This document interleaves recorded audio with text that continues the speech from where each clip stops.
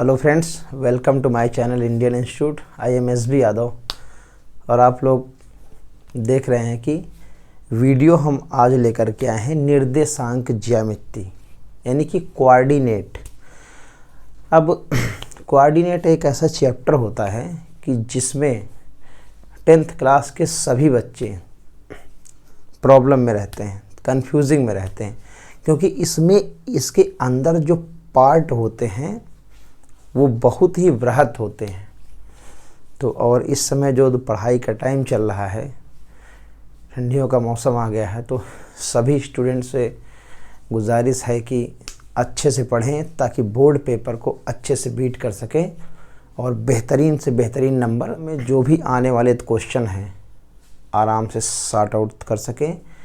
और अभी जो आप अकेले में मेहनत कर लेंगे, बाद में इसका फल आपको बाद में मिलेगा, क्योंकि जिनमें अकेले चलने के हौसले होते हैं एक दिन उनके पीछे काफ़िले होते हैं। तो दोस्तों देखते हैं कोऑर्डिनेट। सबसे पहले इस चैप्टर का स्ट्रक्चर हम आपको बताएंगे, क्योंकि किसी काम को करने के लिए उसका स्ट्रक्चर बनाना बहुत ज़रूरी होता है, क्योंकि उसी ढांचे के हिसाब से हम काम करते हैं तो काम हमारा अच्छा होता है। एक एक टॉपिक को समझ के चलिएगा। तो निर्देशांक ज्यामिति में देखते हैं। सबसे पहला जो हमारा ये हो जाता है, जो पहला टॉपिक है हमारे इसमें,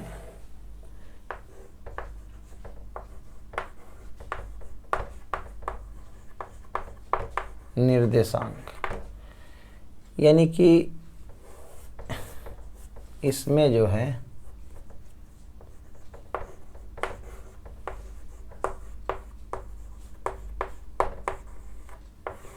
निर्देशांक, तो इसके अंदर कितने टॉपिक हैं, कौन कौन से टॉपिक हैं, इसके बारे में हम आपको बताने वाले। सबसे पहले जो इसमें स्ट्रक्चर में आता है वो आता है आपकी दो बिंदुओं के बीच की दूरी। दो बिंदुओं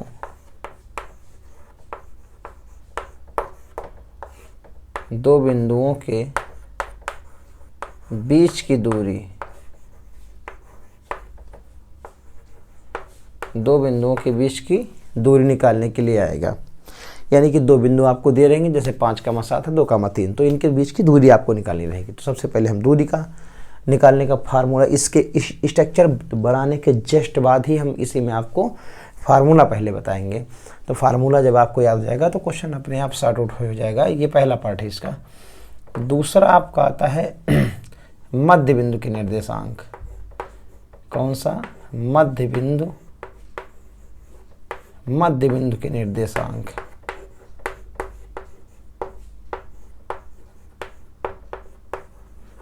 मध्य बिंदु के निर्देशांक आते हैं। और तीसरा टाइप आपका आता है दो बिंदुओं के बीच की दूरी, मध्य बिंदु के निर्देशांक, और इसके बाद आता है आपका त्रिभुज का क्षेत्रफल। त्रिभुज का क्षेत्रफल आता है, और जो कि त्रिभुज के क्षेत्रफल के अंदर में आएंगे संरेखी है कि नहीं है। यदि अगर संरेखी है तो k का या फिर x का मान निकालिए, ये भी क्वेश्चन इसी के अंतर्गत आएंगे। उसके बाद फिर आता है आपका चौथा पार्ट आता है अंतः विभाजन बिंदु के निर्देशांक। अंतः विभाजन बिंदु के निर्देशांक। अंतः विभाजन बिंदु के निर्देशांक।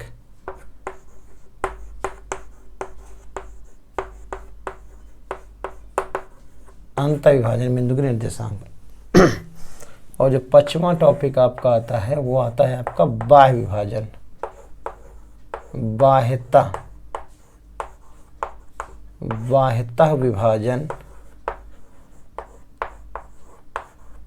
बाह्यतः विभाजन बिंदु के निर्देशांक।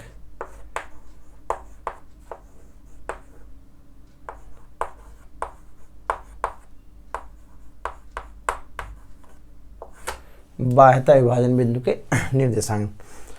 तो बच्चों देखिएगा 1 2 3 4 5 5 पॉइंट्स हैं इस कोऑर्डिनेट में। निर्देशांक ज्यामिति के चैप्टर में 5 पॉइंट होते हैं जिनमें कि हमारा पूरा चैप्टर निर्धारित होता है। ये बाकी तो सब ठीक है, लेकिन इसके 2 पार्ट हो जाते हैं। इसके त्रिभुज का क्षेत्रफल, इस त्रिभुज के क्षेत्रफल की खास बात ये हो जाती है कि इसमें सबसे पहले एक आता है कि संरेखी होना।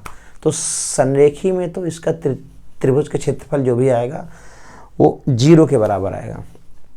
वो एक आता है क्वेश्चन आपका, यदि संरेखी है तो k और x का मान निकालिए, यानी कोई चर पद का मान निकलवाएगा। तो इसके 2 पार्ट हो जाते हैं। तो आप देख रहे होंगे कि इन्हीं पार्टों के अभी हम जस्ट आपको फार्मूला बताएंगे और फार्मूले के बाद फिर क्वेश्चन बताया जाएगा।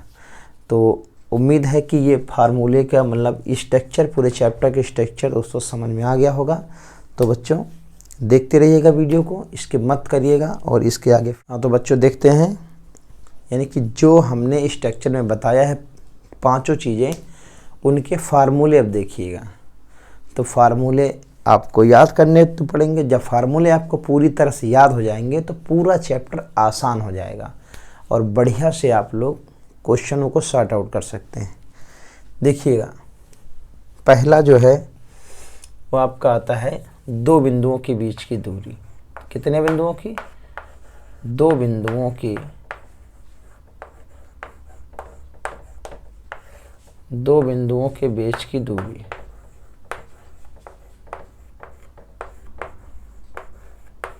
दो बिंदुओं के बीच की दूरी। अच्छा, दूरी को हम लिख देते हैं d से। चलो d बराबर हो जाता है, d बराबर आपका हो जाएगा √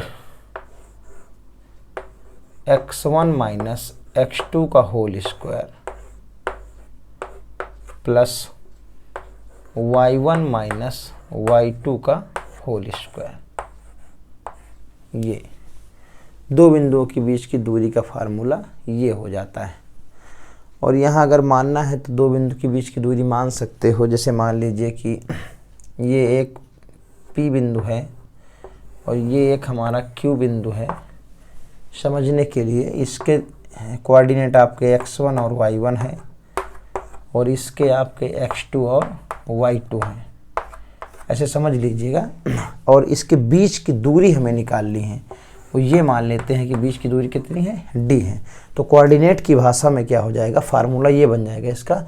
2 बिंदुओं के बीच की दूरी का फार्मूला है x1 माइनस x2 का whole square plus y1 minus y2 का होल स्क्वायर। देख लीजिएगा दोस्तों, दूसरा है आपका मध्य बिंदु के निर्देशांक।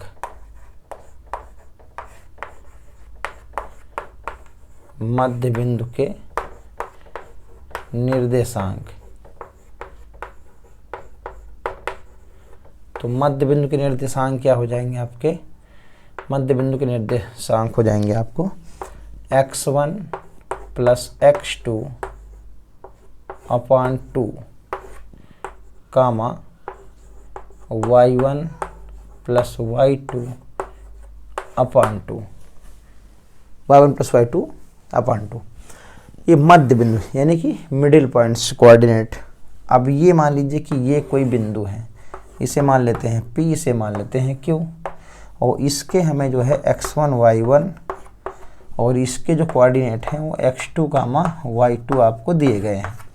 और ये बीच का निर्देशांक जो हमें निकालना है, उसे चाहे आप h कामा k मान सकते हो, कुछ भी मान सकते हो, कोई दिक्कत नहीं है। तो इसके कोऑर्डिनेट हमें निकालने हैं। इस दूसरे का जो हम स्ट्रक्चर आपको बता करके समझा रहे हैं ये कैसे लगता है, यानी कि इसके और इसके दिए गए हैं। तो ये जो कोऑर्डिनेट होते हैं x1 y1, यानी एक का x1 y1 x2 y2, यानी कि दोनों को हम मिडिल पॉइंट यहाँ से मान रख करके निकाला जा सकता है h कामा k के कोऑर्डिनेट। तो ये भी आप लोग समझ गए होंगे। और उसके बाद जो आ जाता है आपका तीसरा पॉइंट। तीसरा पॉइंट आ जाता है कि त्रिभुज का क्षेत्रफल। किसका क्षेत्रफल? त्रिभुज का क्षेत्रफल।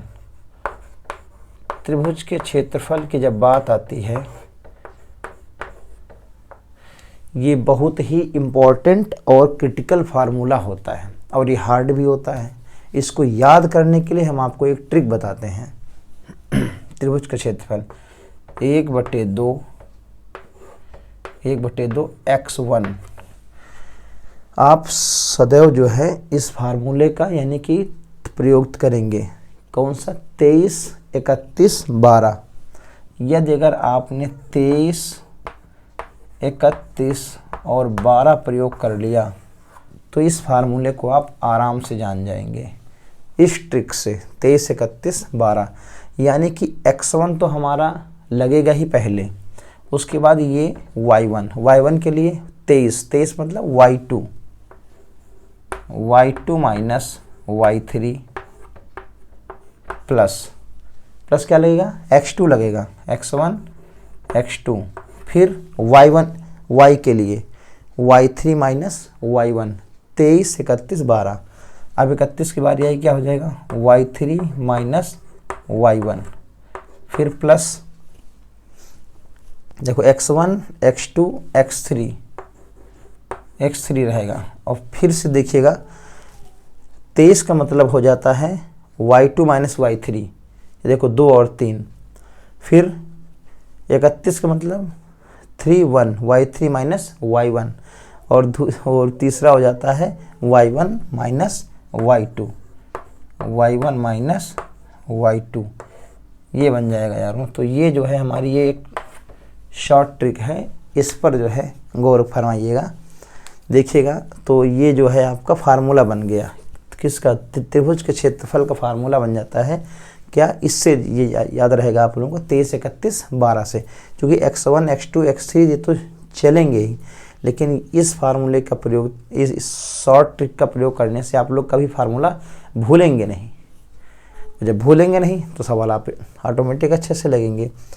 अब ये फार्मूला आपका चौथा फार्मूला बन जाता है अंतःविभाजन।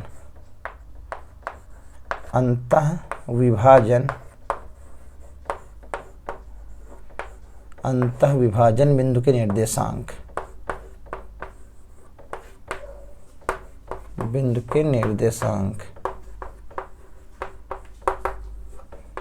अंतःविभाजन बिंदु के निर्देशांक हो जाते हैं आपके। इसमें एक आपका जो अंतः काटने वाला होगा वो m1 m2 हो जाएगा, उसको हम क्वेश्चन में स्ट्रक्चर वाइज में समझा देंगे। अभी आप लोग फार्मूले याद कर लीजिए। निर्देशांक हो जाता है m1 x2 plus m2 x1 बटे m1 प्लस m2, ये आपका फार्मूला हो जाता है। यानी कि m1 m2 जो हैं दो अंतःखंड हैं जिन्हें काटा गया है, चित्र में समझा देंगे। तो वो है m1 m2। तो m1 रहेगा तो x2 रहेगा, m2 रहेगा तो x1 रहेगा, दोनों को जोड़ देंगे। और यही कंडीशन y के पद में रहेगा। क्या रहेगा? m1 तो y2 प्लस m2 तो y1 और बटे m1 प्लस m2। ये फार्मूला हो गया आपका किसका? अंतःविभाजन का बिंदु के निर्देशांक का हो गया अंतः। और आपका जो पांचवा और अंतिम फार्मूला हो जाता है बाह्य विभाजन बिंदु के निर्देशांक, बाह्यतः विभाजन, बाह्यतः विभाजन बिंदु के निर्देशांक।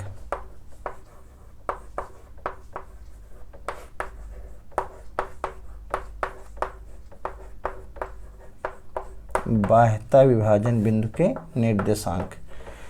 अच्छा, अंतःविभाजन बाह्यतः विभाजन में केवल एक चिन्ह का अंतर है बस। जहाँ पर ये प्लस लिखा हुआ है वहाँ क्या हो जाएगा? सिर्फ माइनस हो जाएगा बस। अंतःविभाजन में प्लस होगा, बाह्य विभाजन में माइनस होगा बस। तो बच्चों देखिएगा m1 x2 और यहाँ लगाएंगे हम क्या? माइनस लगाएंगे, क्योंकि क्या है? बाह्यतः विभाजन। माइनस m2 और x1 बटे हो जाएगा आपका m1 माइनस m2 कामा m1 y2 माइनस